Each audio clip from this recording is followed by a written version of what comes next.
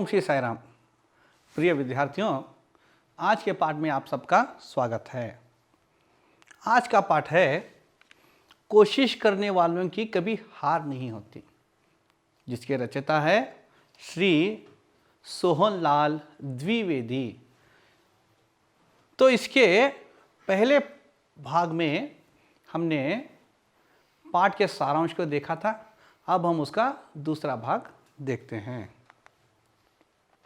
तो पहले भाग के अंत में हमने आपको गृह कार्य दिए थे।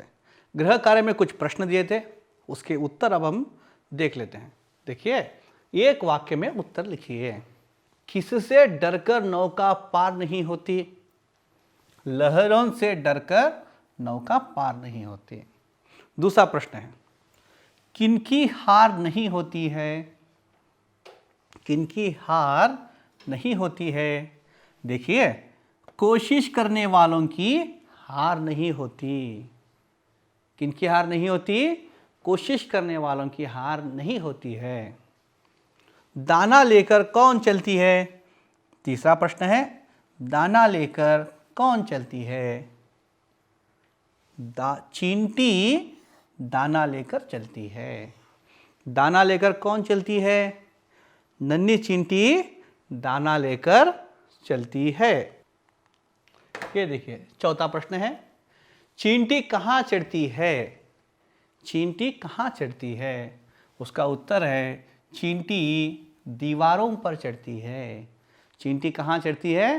चींटी दीवारों पर चढ़ती है। पांचवा प्रश्न है, किसकी मेहनत बेकार नहीं होती? किसकी मेहनत बेकार नहीं होती?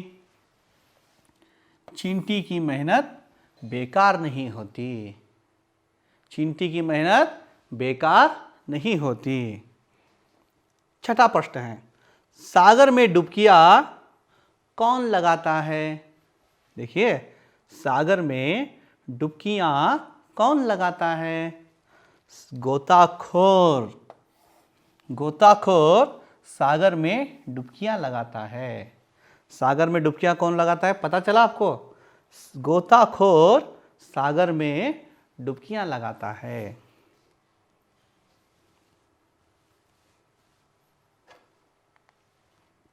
अब देखिए, मोती कहाँ मिलता है?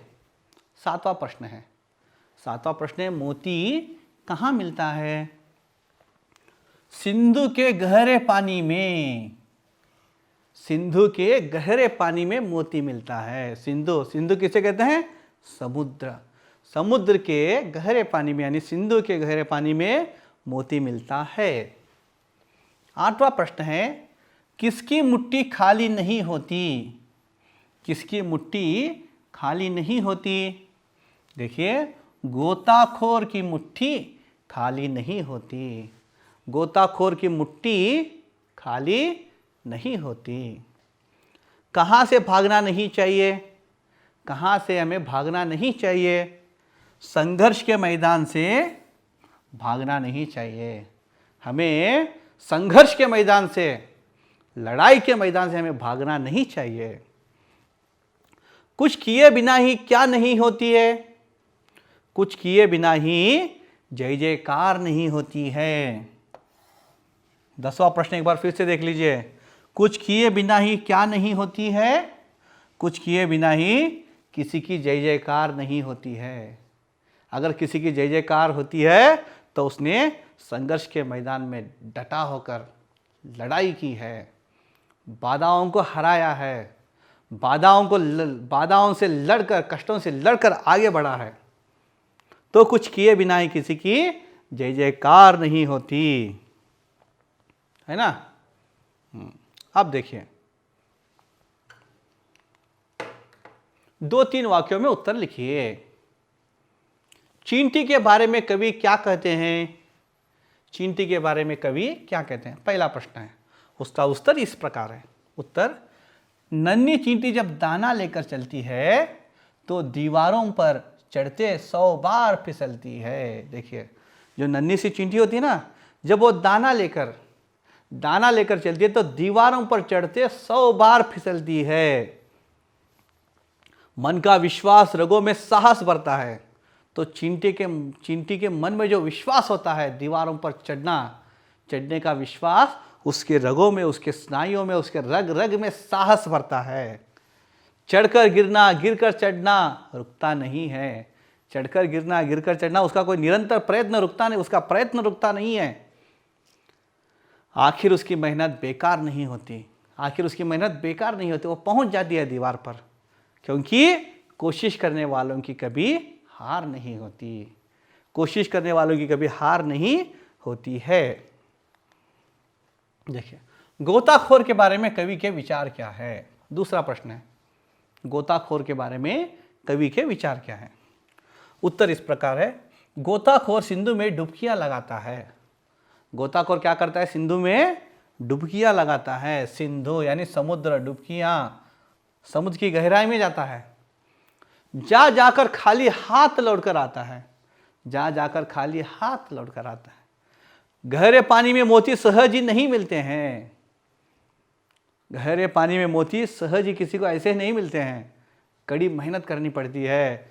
इसी हैरानी में उसका उत्साह दुगना होता है। इसी हैरानी में क्या होता है? उसका उत्साह दुगना होता है। मुट्ठी उसकी खाली हर बार नहीं होती। मुट्ठी उसकी खाली हर बार नहीं होती। मुट्ठी उसकी खाली हर बार नहीं होती, लेकर आ जाता है। कोशिश करने वालों की कभी हार नहीं होती। किसकी हार नहीं होती? कोशिश करने वालों की। जो निरंतर प्रयत्न करता है उसका, वो कभी हारता नहीं है। कोशिश करने वालों की कभी हार नहीं होती। देखिए, तीसरा प्रश्न है, असफलता से सफलता की ओर जाने के बारे में कवि क्या संदेश देते हैं? असफलता से सफलता की ओर, असफलता से सफलता की ओर जाने के बारे में कवि क्या संदेश देते हैं हमें? देखिए, इसका उत्तर है, असफलता एक चुनौती है। असफलता को हमें चुनौती के रूप में, एक चैलेंज के रूप में स्वीकार करना है, एक्सेप्ट करना है। चैलेंज के रूप में एक्सेप्ट करना है, उसको चैलेंज के रूप में हमें स्वीकार करना है। किसको स्वीकार करना है? असफलता को। असफलता को चैलेंज के रूप में स्वीकार करना है। क्या कमी है वह ढूंढ कर उसे सुधार करना है। क्या कमी रह गई हमारे अंदर, उसे ढूंढकर हमें सुधार करना है, अपनी गलतियों को सुधार करना है। जब तक सफल ना हो नींद चैन को त्यागो तुम। जब तक सफल ना हो नींद को, आराम को हमें त्यागना है। निरंतर प्रयत्न करना है, प्रयत्न करना है। चैन का मतलब होता है आराम, आराम को त्यागना है। निरंतर प्रयत्न करना है, श्रद्धा के साथ निरंतर प्रयत्न करना है। श्रद्धा और सब्र, ये दोनों जरूरी है। इसलिए शिरडी साईं बाबा जी कहते हैं श्रद्धा और सबूरी। सबूरी का अर्थ होता है सब्र, पेशेंस, जिसे हम ताड़ में कहते हैं कन्नड़ में। श्रद्धे मत्तु ताड़ में, शिरडी साईं बाबा जी कहा करते थे। निरंतर प्रयत्न करना है। जब तक सफल ना हो नींद चैन को त्यागना है, यानी हमें आराम को त्यागना है।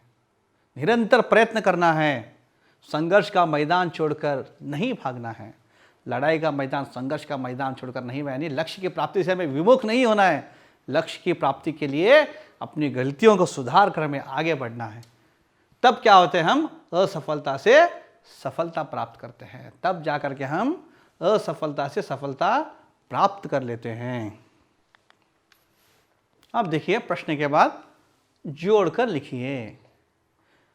पदों का हमें यहाँ पर जोड़कर ही लिखा गया है। देखिए, लहर, लहर यानी नौका। नौका क्या करती है? लहरों को चीर कर आगे बढ़ती है। हमें अपनी समस्याओं को, बाधाओं को चीर कर आगे बढ़ना है। चींटी, दाना। चींटी क्या करती है? दाना लेकर दीवारों पर चढ़ती है। गोताखोर, डुबकियां। गोताखोर क्या करता है? डुबकियां लगाता है। जो मोती ढूंढते हैं ना, उन्हें कहते हैं गोताखोर। समुद्र में डुबकियां लगाते हैं, समुद्र की गहराई में जाकर मोतियों को लाते हैं, ढूंढ कर लाते हैं। असफलता यानी चुनौती। असफलता को हमें चुनौती के रूप में लेना है। असफलता को चुनौती के रूप में लेकर अपनी गलतियों को सुधार करके फिर से कोशिश करके हमें सफलता प्राप्त करनी है। कमी, कमी सुधार। अपनी कमियों को हमें सुधारना है, अपनी गलतियों को सुधारना है। अब देखिए, भावार्थ लिखिए। यहाँ पे भावार्थ दिया गया है। नन्ही चींटी जब दाना लेकर चलती है तो चढ़ती दीवारों से 100 बार फिसलती है। नन्ही सी चींटी जब दाना लेकर चलती है तो चढ़ती दीवारों पर से 100 बार फिसलती है।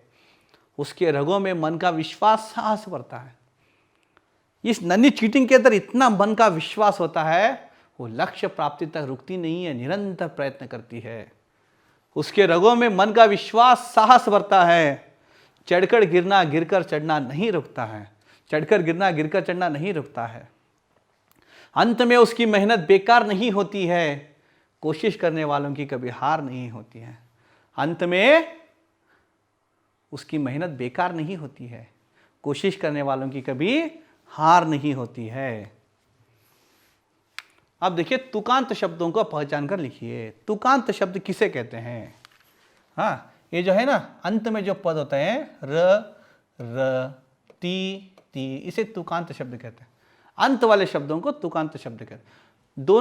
दोनों पदों में जब अंत का जो अक्षर एक ही हो तो उसे तुकांत कहते हैं। देखिए, पार हार, चलती गिरती, भरता तुकांत है अखरता, लगाता आता, बार हार, स्वीकार सुधार। तो इस प्रकार देखिए तुकांत र, ती, ताता, र, ये जो है ना इसे कहते हैं तुकांत। तो पाठ में जो तुकांत शब्द होते हैं उसे हमें पहचान कर लिखना है। यहाँ पे पहचान कर लिखा गया है। अब देखिए, कविता की अंतिम पंक्तियों को कंठस्थ करके लिखिए। कविता की जो अंतिम पंक्तियां हैं तो लास्ट पैराग्राफ को हमें क्या करना है? कंठस्थ करना है, कंठस्थ करके लिखना है। यहाँ पे लिखा गया है, एक बार इसे देख लेते हैं। असफलता एक चुनौती है, इसे स्वीकार करो। क्या कमी रह गई देखो और सुधार करो। असफलता को चुनौती के रूप में स्वीकार करना है, चैलेंज के रूप में स्वीकार करना है। अपनी कमियों को ढूंढकर उसे सुधार करना है, अपनी गलतियों को ढूंढकर उसमें सुधार करना है। जब तक न सफल हो नींद चैन को त्यागो, तो आराम को त्यागना है, हमें नींद को त्यागना है। निरंतर प्रयत्न करते रहना है। संघर्ष का मैदान छोड़कर मत भागो तुम। संघर्ष के मैदान से विमुख होकर भागना नहीं है, हमें लड़ना है। कुछ किए बिना ही जय जयकार नहीं होती, कोशिश करने वालों की कभी हार नहीं होती। कुछ किए बिना ही किसी की जय जयकार नहीं होती, कोशिश करने वालों की कभी हार नहीं होती। देखिए अब अनुरूपता। अनुरूपता किसे कहते हैं? पहले पद का दूसरे पद के साथ जो अर्थ दिया जाता है उसी के अनुरूप में, देखिए पहले पद का दूसरे पद के साथ जो अर्थ दिया जाता है उसी के अनुरूप में तीसरे पद को चौथा पद लिखना है। तीसरे पद को हमें क्या करना है? चौथा पद लिखना है। कैसे लिखना है? पहला पद और दूसरे पद के बीच में जो अर्थ होता है उसी के अर्थ में लिखना है। देखिए, मेहनत परिश्रम, मेहनत यहाँ पे क्या अर्थ है? मेहनत का अर्थ है परिश्रम। कोशिश का अर्थ है प्रयत्न। कोशिश का अर्थ क्या है? प्रयत्न, प्रयत्न। चढ़ना उतरना, चढ़ना उतरना, यहाँ पे विलोम अर्थ है। यहाँ पे दो पदों का अर्थ कौन सा है? विलोम अर्थ है। चढ़ना उतरना, चढ़ना उतरना। चढ़ना उतरना इसका अनुरूप हारना, हारना का अनुरूप होता है जीतना। हारना, हार के बाद जीत होती है, हारना जीतना। अब देखिए तीसरा क्या है? स्वीकार इनकार, विलोम पद का इसका अर्थ है विलोम, विलोम अर्थ में दिया गया है। स्वीकार इनकार, पहले पद का अर्थ दूसरे अर्थ के साथ विलोम अर्थ में दिया गया है। अब हमें ऐसे लिखना है, चैन बेचैन। देखिए, चैन बेचैन, आराम से रहना। यहाँ पे आराम से नहीं रहना है, परिश्रम करना है। बेचैन का अर्थ होता है परिश्रम करना, बेचैनी से परिश्रम करना है। लक्ष्य प्राप्ति तक हमें बेचैन रहना है।